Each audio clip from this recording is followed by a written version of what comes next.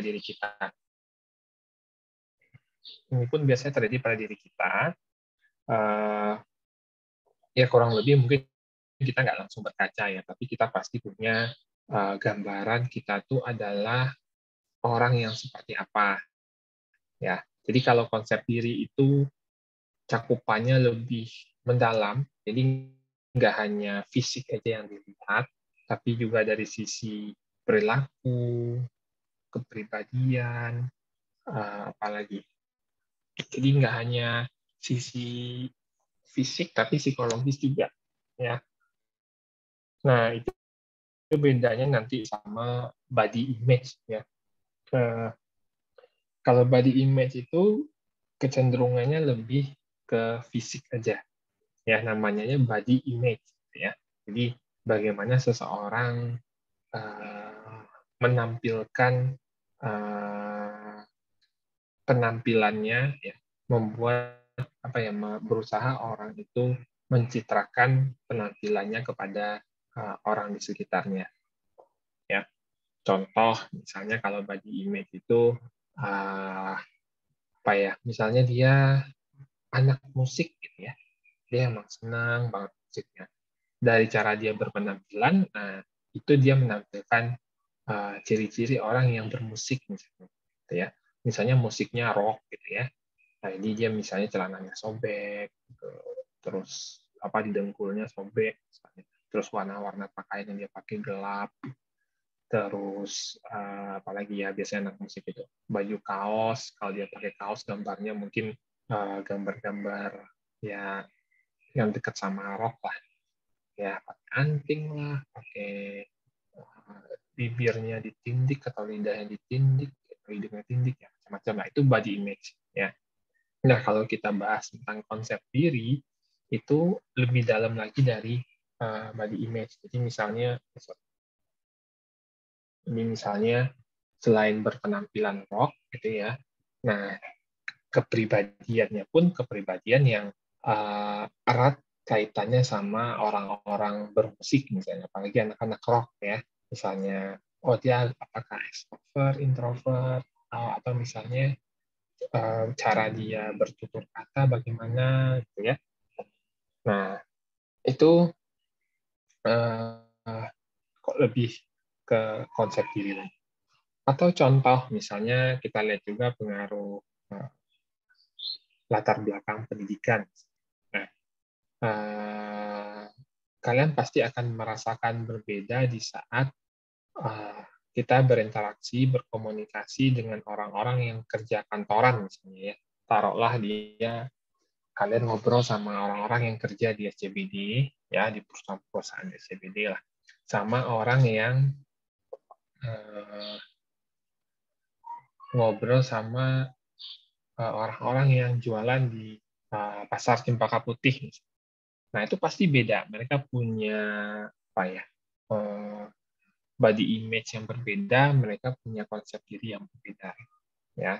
Nah, karena biasanya itu akan menyesuaikan dengan lingkungan mereka, culture mereka, dan lain sebagainya. Jadi memang kalian bisa bayangkan, nggak mungkin kan seseorang akan berusaha membuat dia kerja di SCBD, tapi cara ngomong orang kayak jualan di pasar Cempaka Putih. Nggak mungkin, ya, karena lingkungannya nggak tepat. Ya. Nah, terus pemilihan tata bahasanya, ya, pemilihan kata-katanya, nah itu pasti berbeda. Ya. Di pasar Cempaka Putih orang nggak perlu pakai kata-kata yang sophisticated, maksudnya pakai kalimat-kalimat yang banyak istilah, berbahasa Inggris, kalimatnya tuh kesannya tinggi, dan nggak perlu orang gitu. Ya. Kalau perlu orang di pasar Cempaka Putih itu straight to the point, kalimatnya simple, sederhana, beli, enggak, mau nawar enggak, atau apa gitu ya. Nah, tapi di saat kalian kerja di SCBD, pasti ada tuntutan buat kalian untuk menyesuaikan culture-nya, menyesuaikan bahasanya dengan orang-orang yang bekerja di sekitarnya. Ya. Nah, jadi itu sangat dipengaruhi. Jadi latar belakang pendidikan kah, agama kah, budaya kah. Ya. Nah, jadi macam-macam yang mempengaruhi konsep diri. Sehingga apa? Itu kan kaitannya ke pembentukan kepribadian dan diri dia. Dia akan memunculkan dia seperti apa gitu ya. Mungkin kalau kalian lihat beberapa kali saya lihat di Reels deh kayaknya. Oh, style mbak-mbak SCBD ya. Kalau kalian lihat keluar tuh di Reels atau di mana di IG saya lihat kan style mbak-mbak SCBD minimal apa sepatunya. Nah mungkin yang perempuan ngerti ya, ini saya nggak tahu. Tory Burch, nah saya nggak tahu karena nilai mahal sepatu perempuan itu kan saya nggak ngerti. Ya.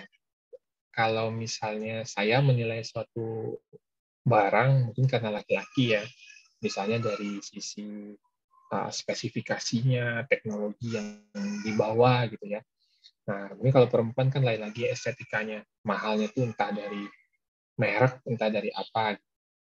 Nah, kalau saya menilai sesuatu barang itu berharga mahal, kalau misalnya contohnya ya, ini laki-laki banget, laki-laki banget. Misalnya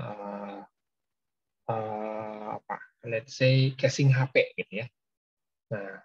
Nah, saya lebih mending membeli casing HP, let's say udah bagus sekalian, misalnya dia tahan banting, model warna saya nggak penting, tapi model tuh ya udah entah hitam aja polos atau apa gitu. Bahannya dibuat itu udah military grade atau apa gitu ya. Terus ada pelindung di bagian pinggir-pinggirnya biar kaca tuh kalau jatuh nggak LCD langsung kena. Gitu. Nah, itu saya hargai gitu ya. Jadi apa? Ya alhamdulillah HP-nya tahan. Jadi itu saya hargai sangat mahal. Tapi kalau misalnya kalau istri saya casingnya yang penting colorful, dia nggak mikirin tuh standar keamanannya, terus kalau bisa bermerek ya. Jadi, nah itu yang saya lihat standar mbak-mbak kerja di CPD, sepatunya ini, terus name tag-nya.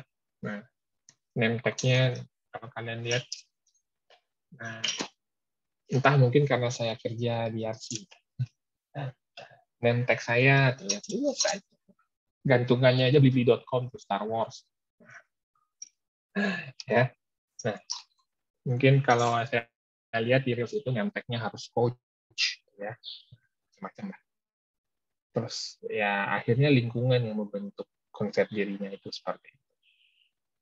Nah, lain lagi kalau orang di pasar Cempaka Putih nggak perlu pakai name tag, celana cukuplah pakai kaos sama celana biasa aja jualan ya, nggak perlu mencitrakan diri yang berpenampilan rapi apa ya. Nah itu kurang lebih hal-hal yang mempengaruhi konsep diri ya.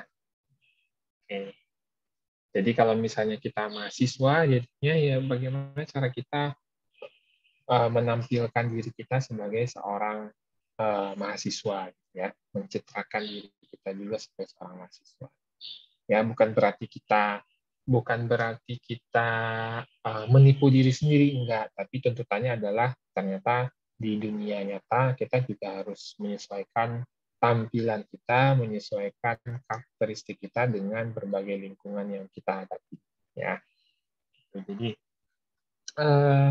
teman saya ada yang apa namanya,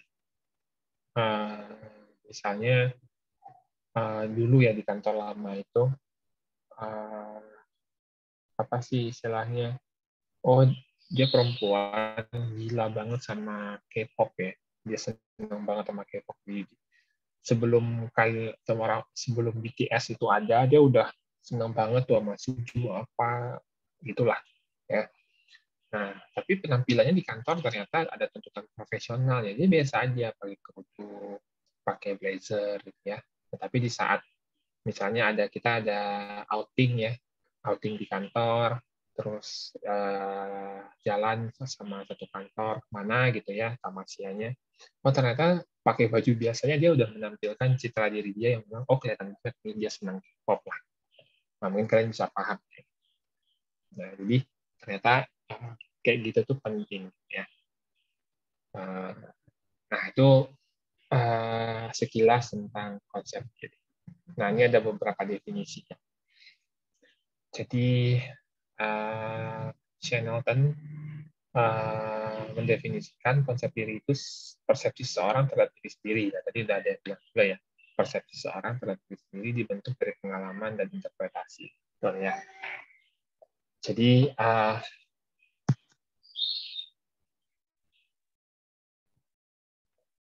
ada kata kuncinya, ya, ada kata kuncinya persepsi, terus dari pengalaman dan interpretasi. Jadi gimana dia mempersepsikan diri dia based on pengalaman dan interpretasi. Oke, yang kedua dari Turki, ya dia bilang totalitas kepercayaan terhadap diri sendiri, sikap dan opini. Ya, jadi ini lebih ke bagaimana secara menyeluruh kepercayaan mereka terhadap dirinya, sikapnya dan opininya. Yang ketiga itu dari Gage dan Berliner, cara mengukur apa yang akan dilakukan ke depan berkaitan dengan performa. Ini mungkin Gage dan Berliner ini orang-orang pendekatannya di orang-orang kerja banget ya, punya industri. Jadi dia melihat konsep diri itu dari sudut pandang industri. Ya. Nah, oke, sampai di sini ada pertanyaan dulu terkait definisi konsep diri. Oke, sebentar saya pintu.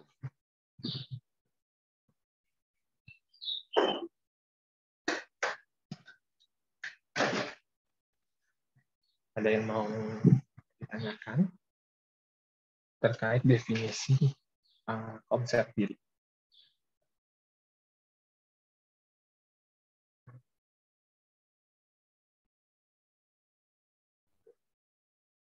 Oke, kalau tidak,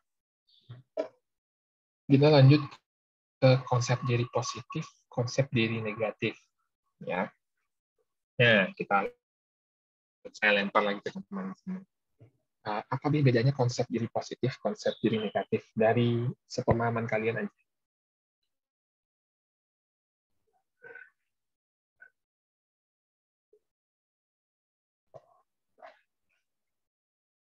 Apa yang kalian tahu mungkin nggak beda ya. Misalnya, oh saya cuma tahu konsep diri positif itu apa, serah. Boleh kalian sampaikan pendapat kalian. Apa itu konsep diri positif, konsep diri negatif? Silahkan.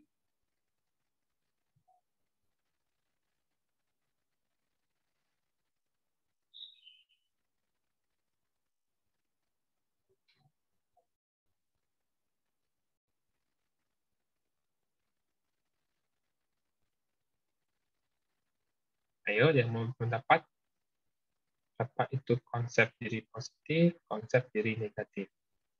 Pak, saya mau coba jawab. Oke, silahkan. Kalau konsep kan ada konsep diri positif dan konsep diri negatif. Kalau konsep diri positif tuh uh, kayak cara ketertarikan seseorang untuk membentuk konsep dirinya. Jadi lingkungan tuh akan memberikan dukungan yang positif gitu. Kalau misalkan lingkungan memberikan hal atau dukungan yang positif, itu bisa membentuk konsep diri kita. Tapi kalau yang negatif itu sebaliknya, Pak, gitu. Negatif sebenarnya. Oke. Iya. Ada contoh nggak? Contohnya tuh dalam memilih teman kan kadang kalau positif kita tuh lebih mengutamakan keuntungan untuk berteman.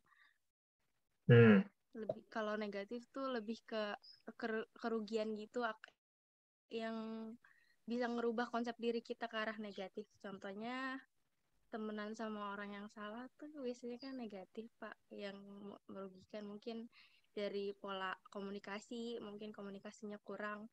Jadi itu bisa berdampak ke konsep diri kita. Oke.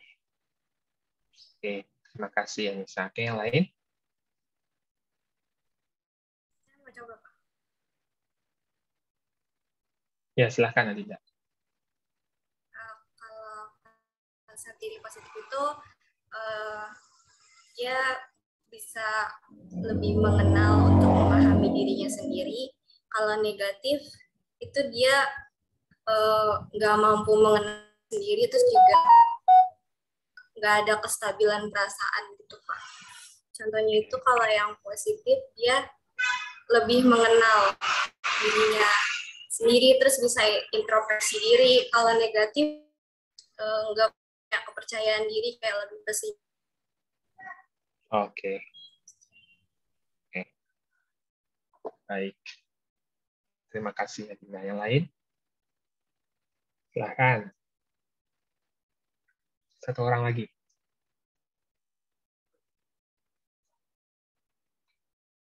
Konsep diri positif, konsep diri negatif.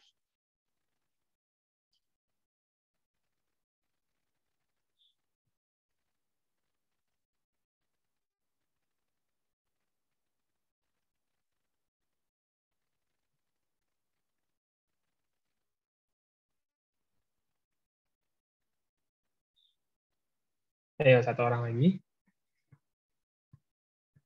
Saya tungguin. Satu orang lagi. Boleh, Pak? Saya. Ya, silakan, Febrian. Mungkin kalau konsep diri positif dan negatif itu, kalau yang negatif itu penilaian dia terhadap dirinya sendiri itu, Pak, yang negatif.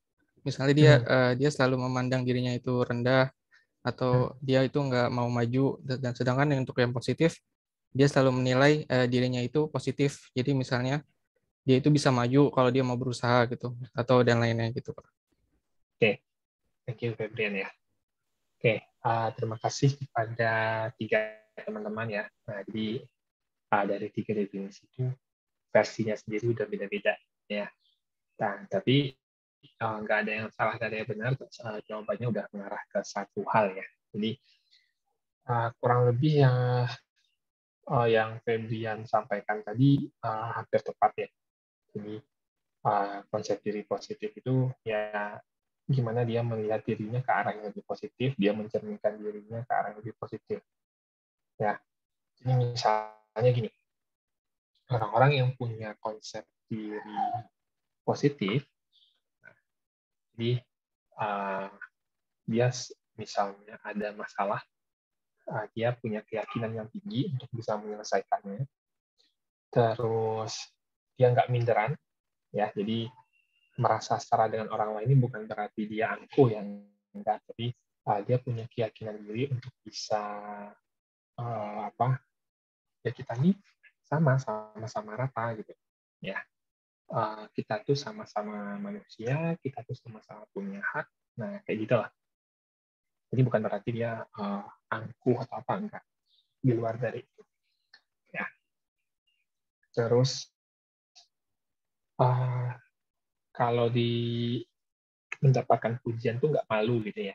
Jadi misalnya bukan berarti dia senang dipuji tinggi hati, enggak, tapi dia misalnya kalau ada orang ngasih pujian, dia berterima kasih, dia nggak minder gitu ya. Lalu memiliki kesadaran bahwa setiap manusia mempunyai keinginan, perasaan, dan perilaku yang tak sesuai di masyarakat. Dan yang terakhir itu mampu memperbaiki diri sendiri. Maksudnya apa? Berarti dia terbuka akan masukan, bisa dikritisi, ya. Nah, karena tidak semua orang itu terbuka terhadap kritikan, ya. Jadi biasanya orang yang konsepnya positif akan menampilkan ciri seperti itu. Nah, sebaliknya, kalau yang negatif itu peka pada kritik ya. Peka di sini itu kayak lebih ke sensitif. Ya, jadi misalnya dia sulit menerima kritikan. Jadi kalau ada masukan dan apa itu dia lebih defensif. Ya, defensifnya itu bukan menganalisa, tapi memang sulit banget diberi masukan. Nah, sangat responsif terhadap pujian. Nah, ini kebalikan yang tadi ya. Jadi dia agak sensitif sama pujian, terus cenderung merasa nggak dihargai, nggak disenangi orang lain. pesimis terhadap kompetisi, ya, enggan untuk bersaing. Nah, itu biasanya orang yang punya konsep diri negatif. Ya. Nah, bukan berarti orang pendiam itu nggak punya konsep diri negatif, enggak. Tapi lebih ke misalnya contoh orang pendiam misalnya dia mungkin nggak banyak omong, tapi dari sisi kinerja kerja dia luar biasa, itu juga ada. Ya, jadi ada balik lagi ke tipe-tipe kepribadian orang. Jadi ada orang mungkin yang pendiam, mungkin nggak banyak omong, tapi dia menampilkan kinerja yang luar biasa gitu. Itu ada. Ya, ini misalnya kayak apa ya?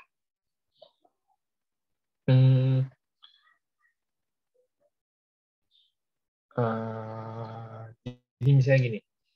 Ini adalah contoh dua orang dengan kepribadian yang berbeda dan cara menampilkan diri yang berbeda pula lagi. Di Fakultas Psikologi itu ada dua orang ya. Jadi kalau kalian iseng browsing IG dosennya, saya melihat ada namanya satu Ibu Arum. Ibu Arum Istiantini, itu dia lagi kuliah S3 di Sydney. Nah, saya melihat dia dosen dengan aura yang sangat positif gitu. Jadi impact dia tuh terhadap orang lain tuh nyebar gitu. Jadi kan kita tahu ada kalau kita di dekat orang ini itu semangatnya itu nular ke kita gitu. Ya. Jadi misalnya dia tuh orang yang sangat ekstrovert, IG-nya aktif gitu ya. Segala kegiatan tuh dia posting dan postingnya tuh nggak norak ya. Jadi pas gitu. Nah, jadi apapun tidak tanduk dia tuh kita kelihatan karena memang bukan dia yang share, tapi memang kelihatan aja hasilnya gitu. Jadi ngomong, diundang di sana sini gitu ya, karena memang orangnya pintar. Nah, satu lagi ada lagi namanya Busari. Busari juga lagi di Australia, tapi di Griffith University. Secara kinerja dia luar biasa. Jadi misalnya karena dia nggak banyak omong, tapi well planned. Planning dirinya itu pas banget. Jadi misalnya kalau kalian tahu, misalnya nih Lebaran tahun 2023 karena sama-sama dari Padang Mas ya gitu. Nah, paling baru jarak misalnya kita Lebaran besok bulan Mei. Juni itu dia udah nyari tiket Lebaran tahun depan. Nah, terus misalnya kalau ada ngumpulin tugas, misalnya dia tuh selalu jadi orang pertama ngumpulin tugas-tugas kerjaan dosen tuh. Karena kerjaannya yang udah terplanning dengan rapih. Ya. Nah, sehingga apa kayak sekarang dia kuliah ya. Kuliah tuh dia adem ayem, nggak banyak omong, tiba-tiba publish papernya, Scopus, terus tiba-tiba dia udah ujian hasil gitu tanpa ada banyak diketahui oleh orang lain. Gitu. Nah, itu mungkin konsep dirinya juga positif. Ya, nah itu contoh tipe kepribadian mempengaruhi konsep diri positif. Oke, nah lantas apa sih faktor-faktor yang mempengaruhi kenapa ada konsep diri positif dan negatif? Nah, ini mungkin kita bisa lihat yang pertama itu adalah faktor significant others. Ya, significant others ini siapa? Berarti orang-orang yang penting bagi diri kita. Ya, nah ini bukan berarti apa ya? Saya sama Febrian bisa jadi beda significant others kita. Misalnya apa? Saya mungkin significant others saya bapak ibu saya. Terus apa? Misalnya lagi kalau saya misalnya kalau pendekatan pemahaman Islam saya luar biasa, misal agamanya ya, misalnya signifikan ada saya Nabi Muhammad SAW misalnya itu ya, karena kita memang sangat melihat dia sebagai role model yang bagus. Ya, bisa jadi juga nanti Febrian misalnya signifikan ada saya tuh kakek saya, atau om saya, gitu ya, bisa-bisa aja. Atau misalnya sekarang ya, anak-anak remaja sekarang bisa jadi ditanya, oh signifikan others saya, oh salah satu personil BTS, bisa aja. Gitu. Ya, nah itu ya saya lihat banget lah. Contoh ada mahasiswa skripsi saya satu nih, apa saking fansnya gitu ya, nemteknya pas waktu kita masih offline, nemteknya si di belakang itu ditempelin ada foto si personilnya, terus dia jalan-jalan ke luar negeri, bawa fotonya difotoin gitu di jalan-jalan ke luar negeri, itu agak freak sih maksudnya. Nah tapi positifnya adalah misalnya dia tuh karena senang banget Korea, jadi kegiatan-kegiatan yang ekstrakurikuler itu dia senang, dia sampai bisa ngomong bahasa Korea, terus dia dia juga jago ngedance. Nah itu positif menurut saya, jadi dia nggak kayak gitu tuh, dia menyalurkan energinya ke arah yang lebih positif ya. Nah, itu bisa-bisa aja. Terus apa lagi? Nah tapi significant others ini memberikan dampak positif jika misalnya penerimaan dari significant others-nya juga bagus, adanya pujian, penghormatan, terus penilaian dari orang lain, kepercayaan dari orang lain, ketertarikan fisik, nah itu mempengaruhi ya.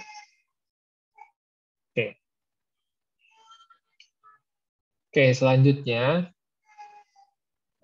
ada faktor yang mempengaruhi, jadi adanya reference group. Reference group itu apa? Jadi misalnya acuan norma, nilai, atau ikatan emosional yang berada di luar diri kita. Ya, jadi misalnya norma sosial itu mempengaruhi. Contoh yang seperti tadi, kita kerja di SCBD gitu ya. Berarti norma yang ada di SCBD itu ya kurang lebih mempengaruhi konsep diri kita. Gitu. Jadi culture yang ada di budaya kantoran di sana, cara berpakaian dan lain sebagainya itu norma. Ya, nilai-nilai juga, kepercayaan yang nilai-nilai yang dianut ya, bukan nilai-nilai agama, nilai-nilai budaya. Nah itu mempengaruhi konsep diri kita. Ya, jadi misalnya kita dengan latar belakang Islam,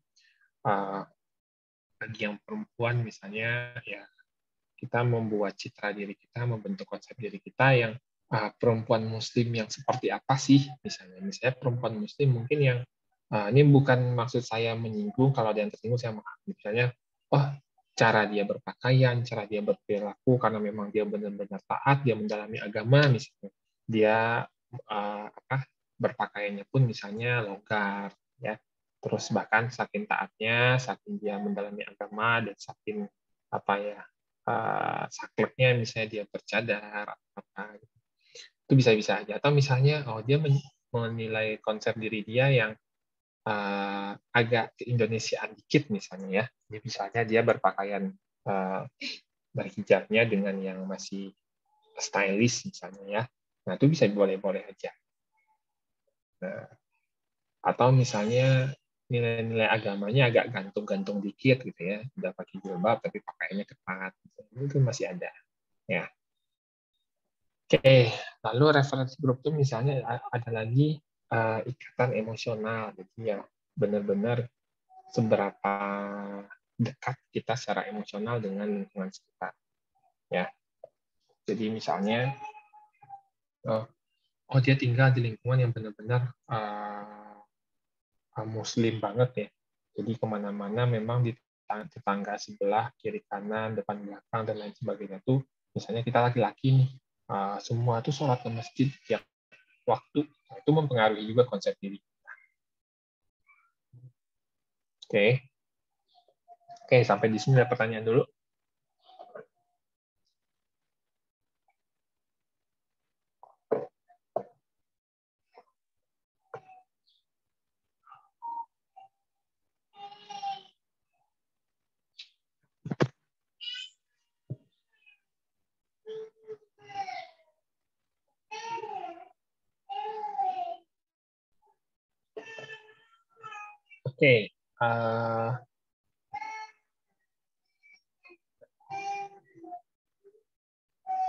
Oke, kita lanjut ke sedikit teori tentang konsep diri ya. Ini ada namanya Johari Window ya.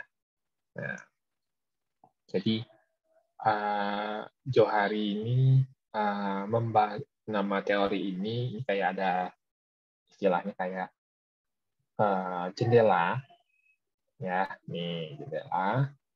Kalau nggak salah Johari ini singkatan saya lupa.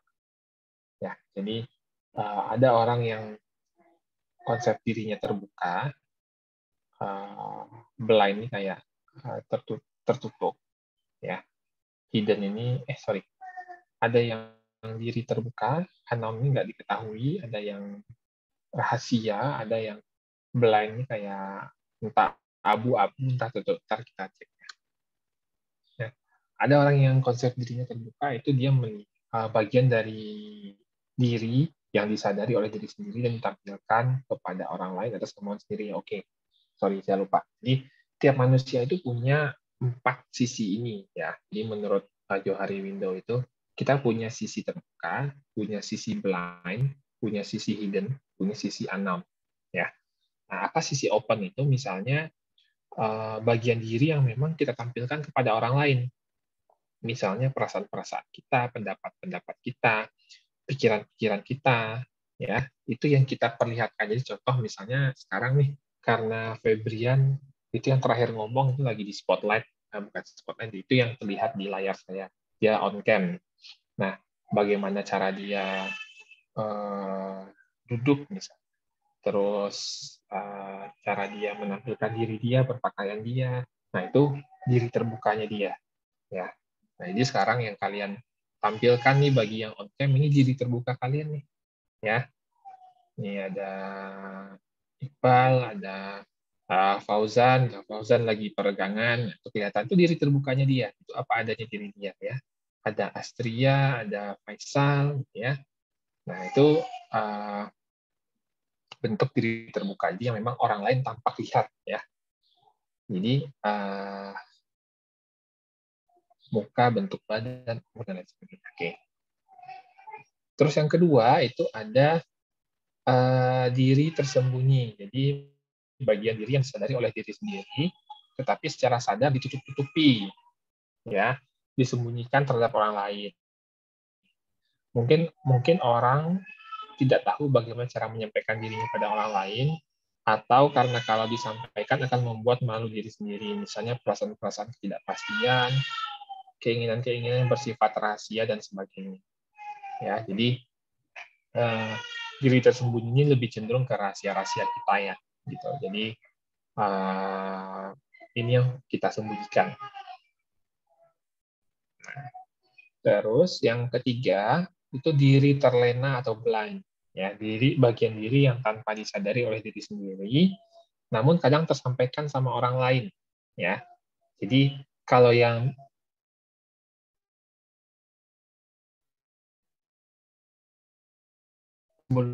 tersembunyi ini rahasia kita, ya. Jadi kita sadar itu, kadang kita nggak sadar itu nggak kita tampilkan.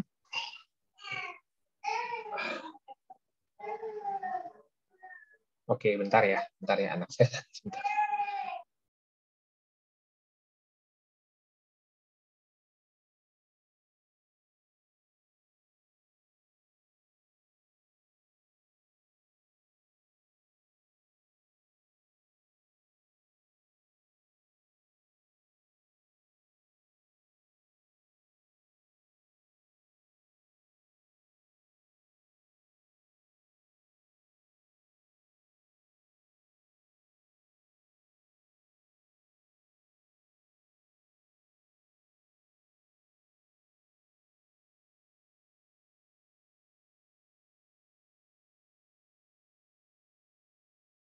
Ada peserta, ya. Ya.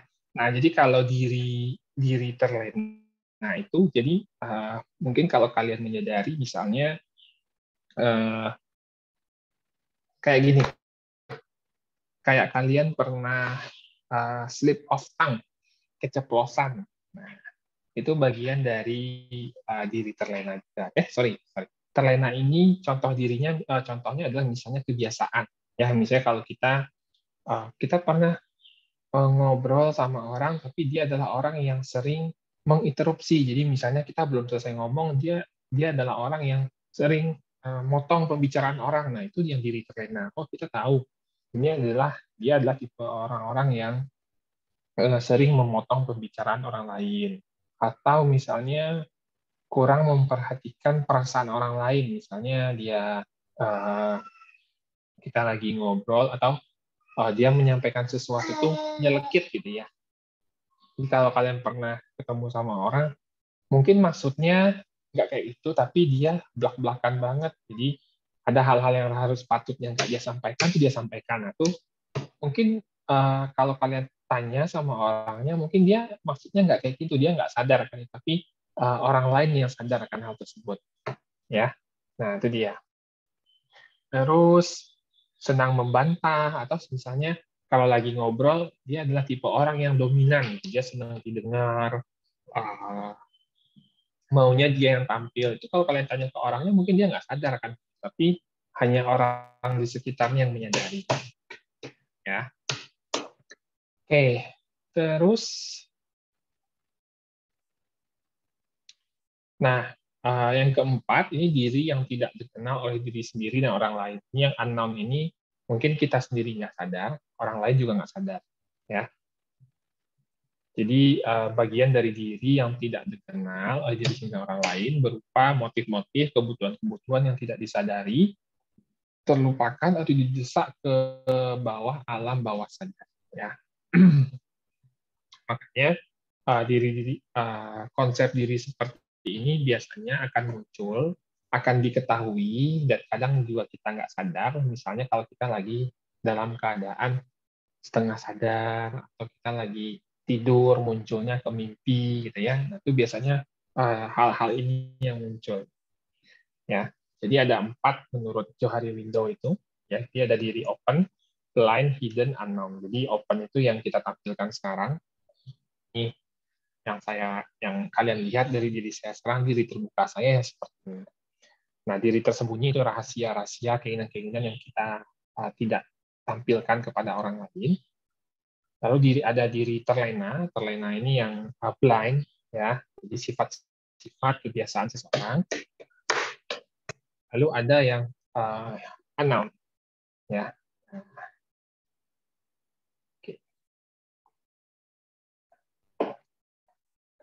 Oke. Sampai di sini ada pertanyaan dulu terkait Johari Window. Jadi ini teori yang sederhana sekali ya tentang konsep diri. Jadi ini semua dari kita punya, ya. Kita punya keempat sisi ini. Kita punya sisi terbuka, kita punya sisi yang blind, kita punya sisi yang hidden, sama kita punya sisi yang unknown. Ya. Oke.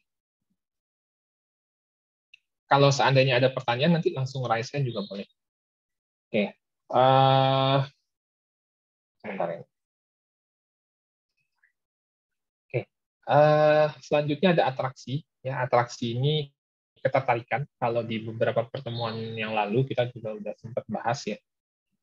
Atraksi itu ketertarikan tadi antara peserta yang berkomunikasi. Ya. Makin besar daya tarik, makin besar juga cenderungan seseorang berkomunikasi. Nah, atraksi itu sendiri ada 2 faktor, ada faktor personal dan faktor situasional.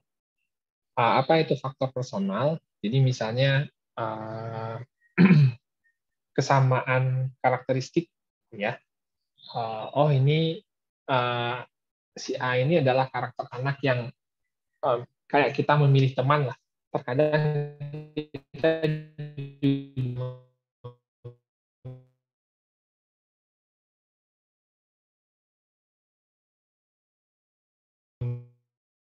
memilih teman-teman yang mungkin sama karakteristik personalnya sama kita. Waktu kuliah, kalau waktu dulu saya kuliah, nah saya juga pernah merasakan bukan satu geng ya, satu tongkrongan lah istilahnya sama orang-orang yang karakteristiknya sama, ya.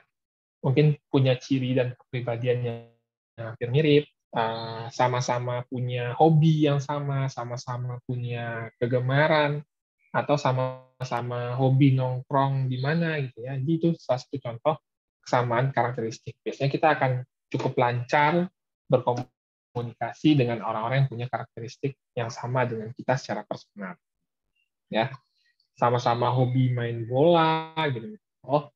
Seneng koordinasi sama dia karena kadang sama-sama punya pengetahuan tentang sepak bola yang luas gitu. Jadi kalau ngobrol enak banget ya. Oke.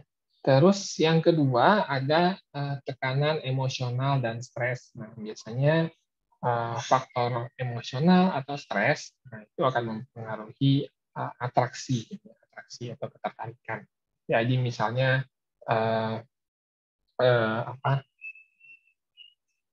rasa stres atau tekanan-tekanan emosi yang kita rasa itu biasanya akan menghambat atraksi kita ya. Jadi akan menghambat. Ya misalnya kalau kalian lagi ada masalah, terus tiba-tiba ada kuliah, terus disuruh bikin kerja kelompok, pasti kalian juga nggak akan maksimal dalam koordinasi. Ya. Terus ada lagi isolasi sosial. Ya, jadi misalnya nama juga isolasi kalau kayak kita isoman ya, tapi diisolasi secara sosial. Jadi adanya misalnya kita dikucilkan secara sosial itu juga mempengaruhi komunikasi interpersonal, ketertarikan kita untuk berkomunikasi. Terus yang terakhir, faktor personal itu misalnya kita yang punya harga diri rendah. Harga diri rendah itu maksudnya apa? Kita yang minderan, kita yang nggak pede, gitu ya. Nah itu juga mempengaruhi kita berkomunikasi antar individu atau antar personal. Ya, jadi mungkin kalian yang saya nggak tahu ya, kalian masing-masing seperti apa. Tapi kalau kalian merasa kalian nggak pedean, terus minderan, ya itu biasanya ciri-ciri orang yang punya harga diri rendah, ya memandang dirinya itu nggak apa ya. Jadi saya pernah punya teman itu waktu kuliah secara kompetensi dia luar biasa. Jadi misalnya dia cerita sama saya gitu ya. Jadi misalnya ada jawaban apa pas dosen nerangin, itu sebenarnya dia bisa jawab, tapi kadang dia bisikin ke saya. Terus bahkan sesekali saya nggak tahu, dia tahu, dia bilang jawabannya ini nih pasti ini. Jadi pernah beberapa kali saya tanya, lu kenapa nggak ngomong langsung biar dosen juga aware bahwa kepala lu encer gitu ya. Saya bilang kayak gitu. Nah, tapi itu dia nggak pede ngomong di depan umum, merasa malu. Nah, itu yang harga diri rendah. Ya. Nah, itu contoh. Ya, sehingga menghambat komunikasi. Oke. Nah, faktor berikutnya ada faktor personal, ada faktor situasional. Nah, faktor situasional ini apa? Misalnya daya tarik fisik, ya, ketertarikan secara fisik, situasi kita dengan intinya daya tarik fisik itu pastinya akan mempengaruhi atraksi. Ya, jadi contoh ya.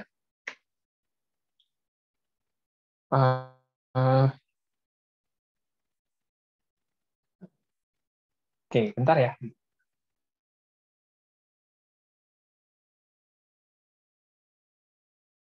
Jadi baru 3 hari yang lalu ya, saya baru nemu IG. Jadi apa yang namanya kemarin ya, saya follow jadinya.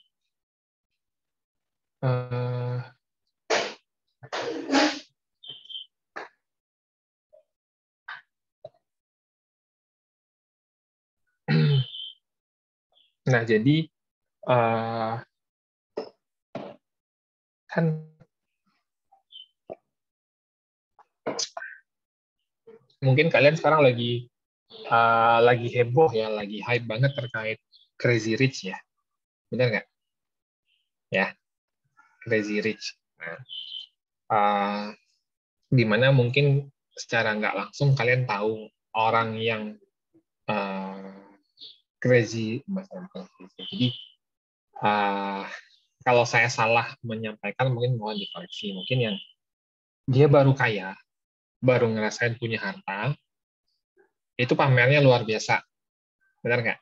Jadi menampilkan dirinya. Tapi kalau kalian lihat pengusaha-pengusaha yang benar-benar sukses, misalnya yang punya Jarum, yang punya BCA, atau Heru Tanjung, itu mungkin cara dia menampilkan diri mereka biasa aja, benar nggak?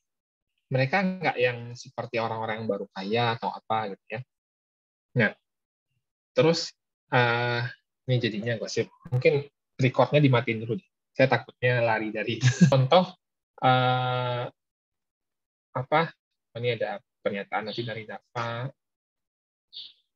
Oke, ntar kita bahasnya. Nah, itu ternyata minus ketertarikan fisik itu ternyata penting bagi mereka buat apa ya? Good rapport. Pertemuan pertama itu berkesan ternyata oh iya berarti si perusahaan yang mau kerjasama sama kita ngirimin orang ini benar-benar serius nih mau ketemu sama kita mempresentasikan rencana kita karena kayak gitu ya. Tapi cara mereka menampilkan diri, konsep diri mereka ya mungkin mereka nggak kayak Crazy Rich yang baru-baru kayak gitu ya. Jadi mereka ya sudah apa adanya, sederhana gitu ya. Tapi ya mereka tetap tahu nilai-nilai barang berkelas itu ada. Ya atau misalnya kayak Bob Sadino, kalian tahu kan Bob Sadino ya, yang senang pakai celana pendek gitu.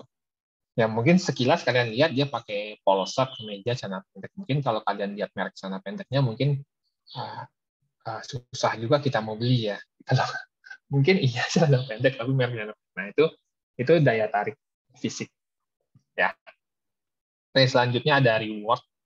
Ya, jadi misalnya ada reward, hadiah gitu ya. Nah, itu mempengaruhi faktor-faktor situasional mempengaruhi atraksi. Lalu ada familiarity ya, familiar nih ya, kita merasa kenal, merasa tahu sama orang ini, nah itu biasanya mempengaruhi atraksi ya. Itu contohnya kalian lagi saya kirim ke seminar ya, tiba-tiba di tempat seminarnya bisa di Bandung ya. Tiba-tiba kalian lihat sama-sama alma mater hijau, ternyata dari YARSI tapi Fakultas Ekonomi misalnya, itu familiarity karena kita sama-sama dari fakultas YARSI. Terus proximity, kedekatan sama kompeten atau kemampuan. Nah, itu biasanya mempengaruhi atraksi. Ya. Jadi semakin dekat rasanya dan semakin kita melihat, oh ini orang kompeten banget, berisi nih otaknya, atau dia mahir banget di sesuatu hal, dan kalian butuh tuh sama kemampuan tersebut untuk belajar, nah itu biasanya akan mempengaruhi atraksi. Ya. Oke, tadi saya di chat nih ada nih dari siapa tadi, dari Dava.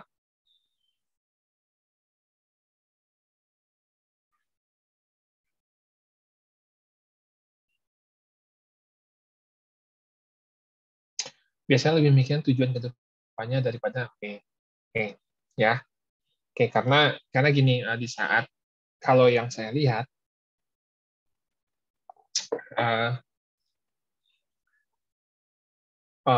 pengusaha-pengusaha sukses yang memang benar-benar udah memang mungkin mereka pun mampu membeli, tapi kan biasanya orang-orang seperti itu mereka membuat suatu usaha tuh pasti nggak langsung abrakadabra langsung jadi langsung besar, enggak. Saya yakin bahwa sebelum-sebelumnya pasti banyak usaha-usaha mereka yang gagal. Mereka bikin usaha A, B, C, ternyata gagal ya. Nah, nanti ternyata pas dia masuk bikin usaha D ternyata sukses. Biasanya ya bagi mereka lagi mungkin mereka tidak punya energi untuk ya istilahnya nggak penting lah ngapain di IG, di media sosial, diperlihatkan seperti itu, karena mereka merasa lebih banyak mungkin hal-hal yang lebih berfaedah yang bisa mereka lakukan. Lebih mending mereka mikirin bisnis mereka, mikirin apa yang akan mereka lakukan untuk perusahaan daripada mencitrakan seperti itu. Jadi ya mungkin kalian bisa lihat-lihat lah, kalau kalian list cari ya 10 orang terkaya di Indonesia, terus kalian iseng cari IG-nya. Saya yakin dan percaya mereka nggak banyak show off apa-apa dan lain sebagainya. Mungkin karena mereka juga sudah jenuh kali ya dengan hal seperti itu. Tapi kalau kayaknya nanggung, ya, atau baru-baru kaya biasanya ya gitu. Ya, dalam tanda kutip mungkin bahasa kasarnya ini kok agak norak ya orangnya ya gitu. Nah, karena memang mungkin ini adalah momen mereka bisa menampilkan itu gitu loh. Ya, itu naluriah manusia sih. Ya, naluriah manusia. Jadi apa namanya? Balik lagi ke value hidupnya bakal seperti apa, ya. Nah, apa kemarin di mana saya lihat ya, Khairul Tanjung tuh mantu tunangan ya anaknya, sederhana banget. Jadi pas saya lihat fotonya tuh ya dekorasinya sederhana aja, nggak aneh-aneh. Ya cuman mungkin ya dari sisi mereka berpikir ya lamaran, tunangan ya udah hikmat keluarga. Mungkin mereka nyari itunya, bukan nyari ini akan diperlihatkan kepada siapa itu enggak. Jadi ya itu dia ya. Dan mereka juga sangat menjaga citra mereka di depan khalayak ramai ya. Jadi mungkin ya perlu di-share itu ya penting-penting aja lah. Ya. Nah, itu mungkin itu pendapat saya. Tadi yang nanya Dava. Oke, lalu ini tambahan aja terkait materi hari ini ya, penyesuaian diri. Nah, penyesuaian diri itu bisa macam-macam, contohnya ya, jadi penyesuaian secara akademik atau pekerjaan, penyesuaian secara emosional, penyesuaian secara sosial, dan penyesuaian secara institusi. Nah, ini erat kaitannya sama mungkin nanti di tempat kerja, ya. Jadi kalau misal di akademik, contoh kalian kemarin sudah melakukan penyesuaian diri ya, jadi kita belum kenal, terus kalian belum tahu culture YRC, learning management system YRC seperti apa, pola ujiannya kayak gimana, itu penyesuaian secara akademik. Nah, nanti di saat kalian bekerja juga ada hal seperti itu. Jadi misalnya, oh nih di kantor misalnya ada laporan bulanan, ya cara ngirimnya gimana, sebelum kita submit kita harus QC dulu ke atasan kita, dari atasan ke manajer gitu. Nah, itu penyesuaian diri kita terhadap pekerjaan. Nah, penyesuaian diri secara emosional itu juga ada ya. Nah, ini misalnya contoh apa? Contohnya kayak ibu saya ya. Saya contohin diri saya aja. Jadi 3 minggu yang lalu ibu saya positif gitu ya, COVID. Yang kedua kalinya. Nah, yang pertama itu pas Lebaran tahun lalu. Nah, secara emosional, yang kedua ini dia udah merasa cukup bisa menyesuaikan ya. Jadi di saat positif, itu dia udah sadar, oh ke depan saya akan akan isoman ya. Kalau yang kena pertama itu dia merasa guncang banget secara emosional, jadi dia belum siap untuk menyesuaikan diri. Nah, karena udah punya pengalaman itu, jadi yang pas kedua kali kena kemarin, secara emosional dia udah siap menyesuaikan diri, dia udah siap dengan akan minum vitamin, akan diisoman, akan dipisah, ya 2 minggu bisa dia akan bosan, dia udah mempersiapkan diri lah. Yang ibu saya udah dia udah saya pesinin, diminta tolong pesin secara online bacaan-bacaan agama gitu ya, karena dia seneng banget baca ilmu agama. Terus saya udah kirim-kirim link kajian Ustadz di YouTube biar dia ngisi gitu ya. Terus saking bingungnya juga minta cariin wadah kanvas yang udah ada lukisannya, nanti dia mewarnai gitu ya. Nah, saya fasilitasi. Jadi dia memang udah mempersiapkan diri secara emosional. Nah, itu contohnya. Terus sosial dan institusi yang ya, misalnya kalian masuk ke lingkungan baru, pindah rumah, punya sosial lingkungan yang baru, nanti kalian juga harus menyesuaikan diri. Oke. Nah, ini ada tambahan ya. Ini satu lagi tentang cultural intelligence. Jadi kalau kalian tahu konsep IQ, nah IQ itu intellectual intelligence.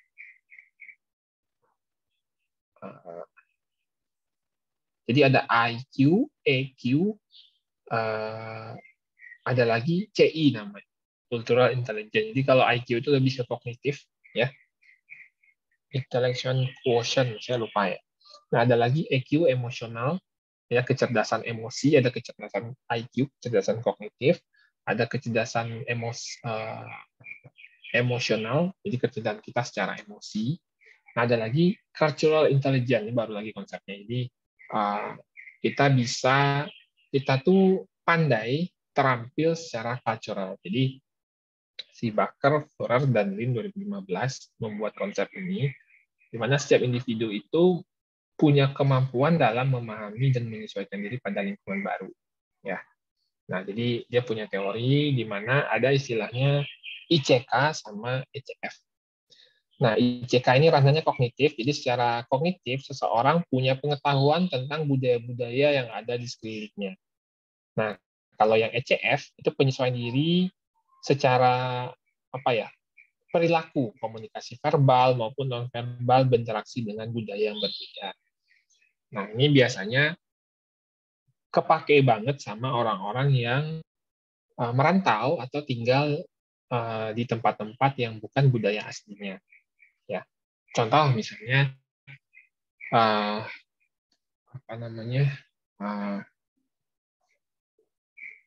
misalnya gini, tahun 2012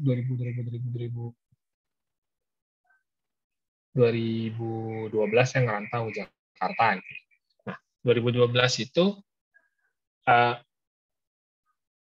ada tuntutan kepada diri saya untuk tahu kebiasaan orang Jakarta itu seperti apa dibandingkan dengan orang-orang di kampung saya dulu di Sumatera Barat. Ya, jadi ada hal-hal contoh sederhana itu nyetop angkot, gitu. Ya, nyetop angkot. Nah, di sini orang santai aja nyetop angkot, mau tangan kanan, tangan kiri, biasa aja ya. Yang penting di stop ya. Terus kalau masih ada ngasih uang, sopirnya ngembaliin ya biasa aja, tangan kanan, kiri biasa aja. Nah, kalau kalian ngerantau nanti tiba-tiba kalian ada dapat kerjaan beberapa hari misalnya ya di Padang gitu ya. Nah, jangan sekali-sekali coba nyetop angkutan apapun. Kalian pesen Gojek, terus Gojeknya bingung kalian di mana, kalian melambaikan tangan. Jangan coba pakai tangan kiri. Ya, jangan coba-coba lah. Karena bahkan sopir angkot pun tahu nilai seperti itu. Jadi misalnya kalian nyetop pakai tangan kiri, dia nggak bakal berhenti. Nah, makanya pas sampai Jakarta, saya juga mempelajari, oh biasa aja. Tapi saya tetap mengusahakan, bahkan nerima paket depan rumah Gojek. Maaf Pak, pakai tangan kiri. Kanan saya misalnya lagi kotor, Pak, maaf, kanan kiri. Itu membiasakan ada culture-culture baru gitu ya.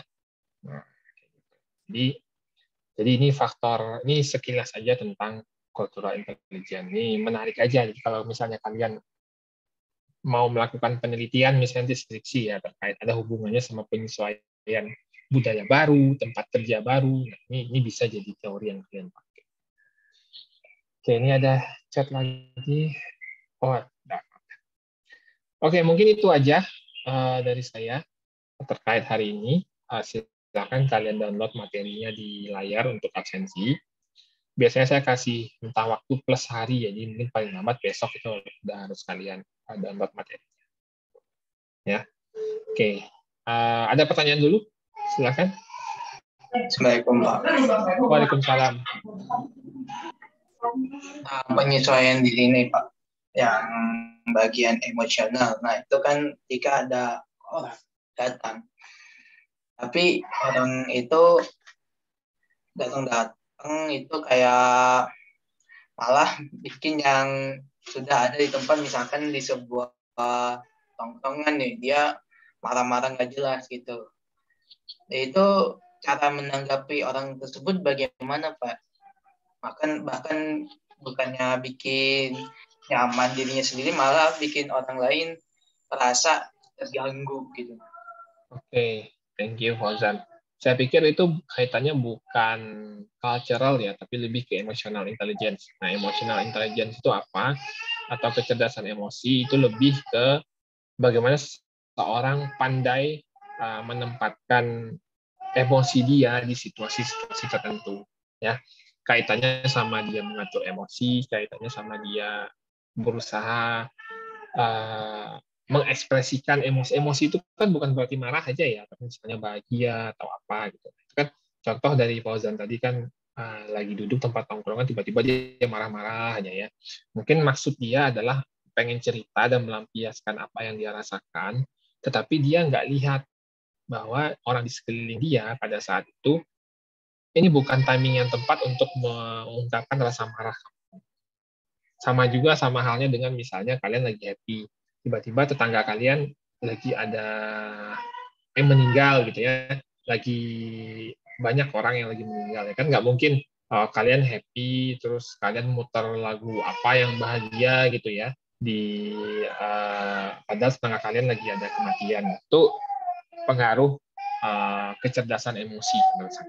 Ya, jadi sebenarnya yang salah benar yang mana sebenarnya ya kalau saya pikir orang yang nggak bisa membaca situasi itu biasanya kecerdasan emosinya nggak terasa. Mungkin itu Fauzan.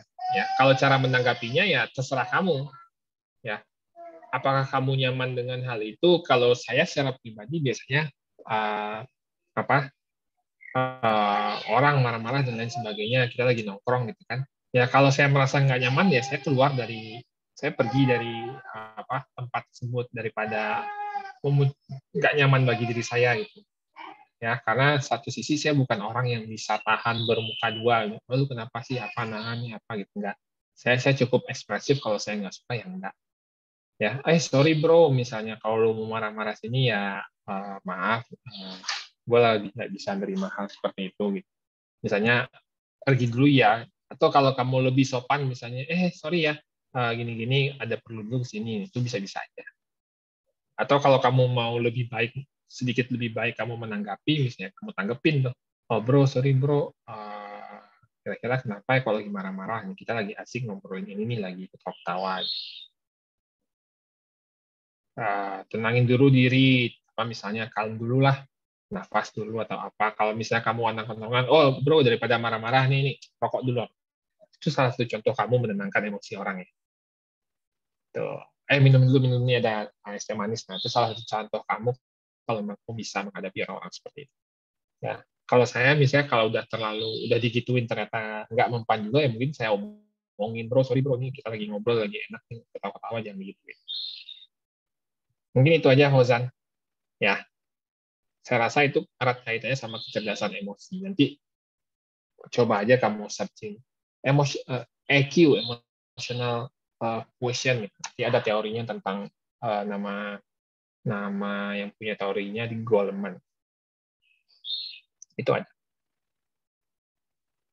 Baik Pak, terima kasih. Oh ya satu lagi Pak. Silakan Fauzan. Keceplosan itu bagaimana mengendalikannya? Misalkan saya Oke, nah keceplosan itu biasanya juga termasuk ke diri terlena. Ya, ini saya udah baca lagi tadi. Jadi secara teori psikologi, keceplosan itu biasanya ada hal-hal yang di alam bawah sadar kita itu tidak tersampaikan, tapi tersampaikannya di keceplosan. Makanya kadang di saat orang keceplosan tuh biasanya kecenderungannya itu adalah informasi atau sesuatu yang sifatnya lebih jujur. Ya, nah makanya hati-hati kalau kamu merasa keceplosan ya mungkin bisa jadi selama ini hal yang kamu keceplosan itu tertahan di diri kamu, nggak keluar, tapi keluarnya pas kamu keceplosan. Ya, itu ranahnya sangat psikologi klinis banget, tapi informasi yang bisa saya sampaikan, pengetahuan saya bahwa keceplosan itu menurut teorinya biasanya ada hal-hal yang kita pendam, kita simpan, tapi itu nggak keluar.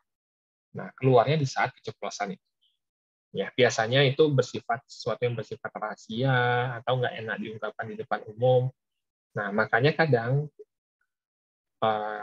keceplosan itu kecenderungan kejujuran tingkat kejujuran informasinya biasanya lebih valid ya dibandingkan kita dengar langsung omongan sama orang. Itu Fauzan. Oh, baik Pak, terima kasih. Oke, yang lain ada pertanyaan? Oke, sembari saya menunggu pertanyaan, ini udah pertemuan ke-6 ya. Minggu depan pertemuan ke-7. Nah, setelah itu UTS. Jadi, saya rasa tugas dari saya cukup yang minggu lalu aja. Jadi itu yang akan saya submit ke Bu L. Fitri. Minggu depan mungkin kita akan review ya. Jadi minggu depan saya lihat situasi minggu depan karena kayaknya saya juga ada rapat. Kalau memang rapatnya nggak bisa saya tinggal, kelasnya di asinkronus. Kalau bisa saya tinggal, nanti kita akan review materi 1 sampai 6. Ya, jadi kalian boleh request, Pak, saya mau ulang lagi Pak tentang persepsi atau tentang sikap, boleh-boleh aja kita akan bahas. Gitu ya. Oke, ada pertanyaan lagi yang lain, silakan.